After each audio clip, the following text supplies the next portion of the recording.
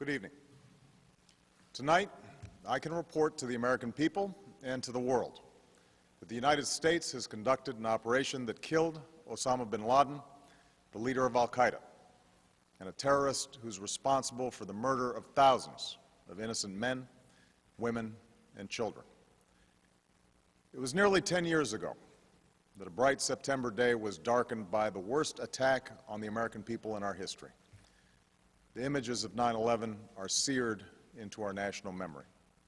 Hijacked planes cutting through a cloudless September sky, the Twin Towers collapsing to the ground, black smoke billowing up from the Pentagon, the wreckage of Flight 93 in Shanksville, Pennsylvania, where the actions of heroic citizens saved even more heartbreak and destruction. And yet we know that the worst images are those that were unseen to the world.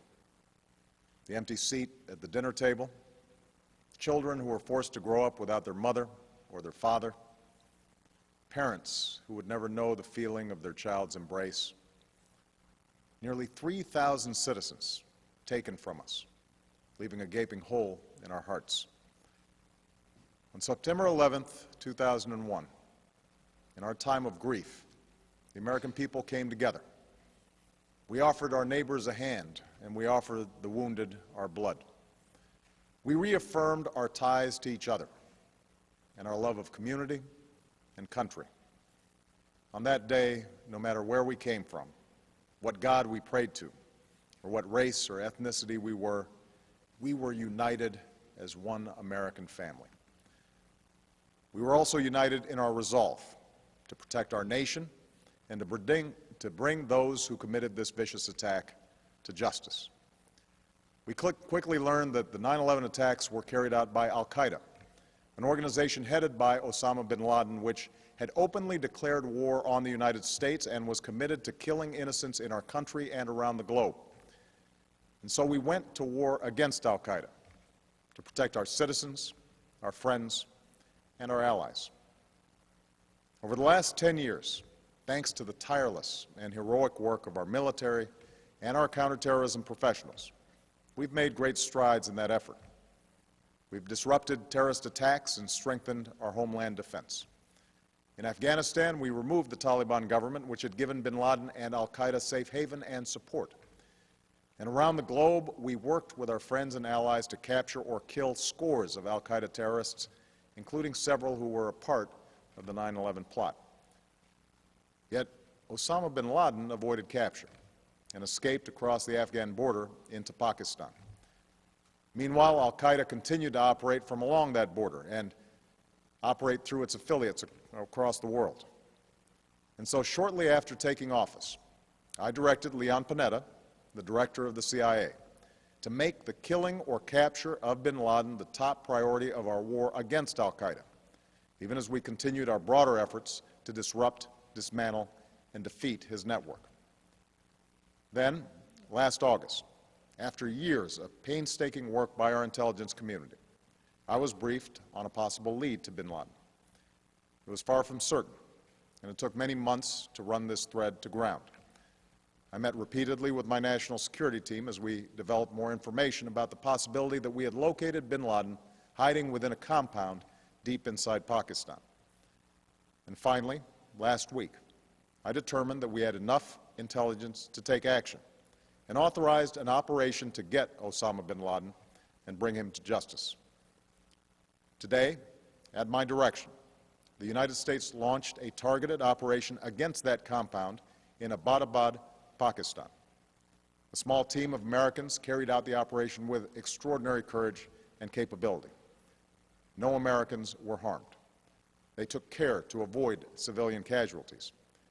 After a firefight, they killed Osama bin Laden and took custody of his body. For over 2 decades, bin Laden has been al-Qaeda's leader and symbol, and has continued to plot attacks against our country and our friends and allies.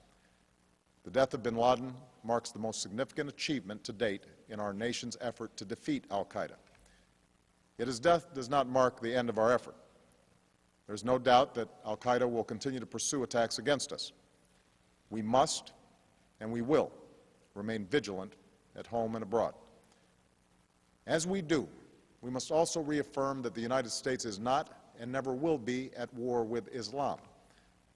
I've made clear, just as President Bush did shortly after 9/11, that our war is not against Islam.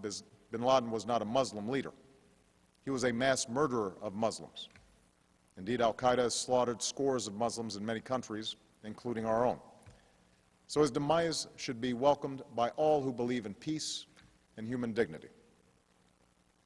Over the years, I've repeatedly made clear that we would take action within Pakistan if we knew where bin Laden was.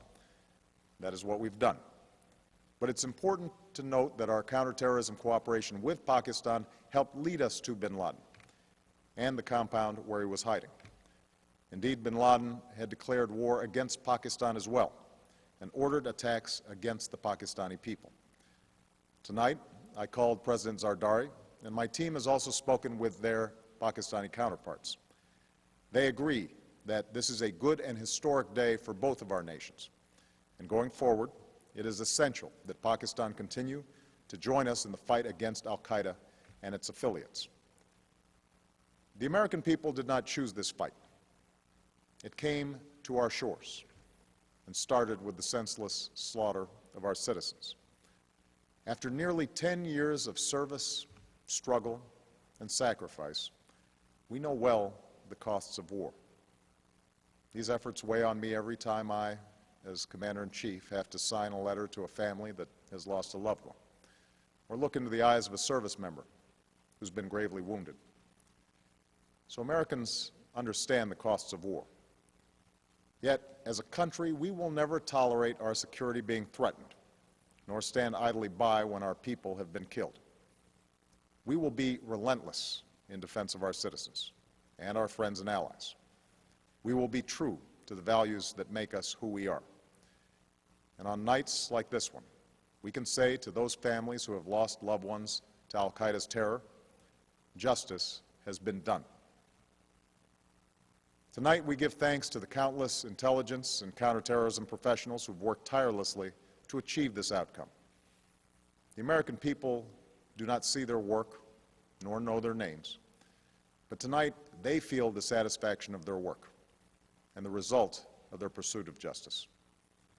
We give thanks for the men who carried out this operation, for they exemplify the professionalism, patriotism, and unparalleled courage of those who serve our country. And they are part of a generation that has borne the heaviest share of the burden since that September day.